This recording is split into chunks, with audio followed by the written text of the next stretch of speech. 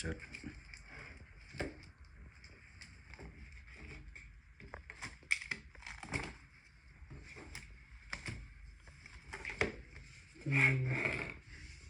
ผ่านเลย ได้อยู่งามอยู่ประมาณนี้ทีแล้ว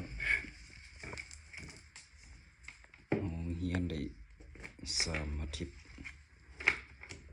ยิน3 อาทิตย์สักได้ซ้ำนี้โหดถือว่าโหด3A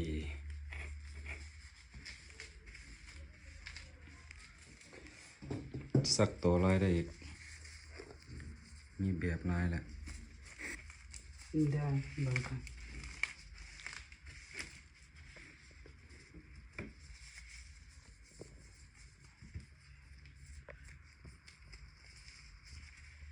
เนียน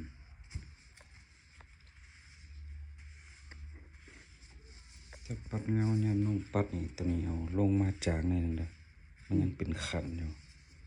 บนสีตัดกันนะ มองเข้ากันเนาะ แม่นฝึกลายมันทักเปลี่ยนละตัวนี้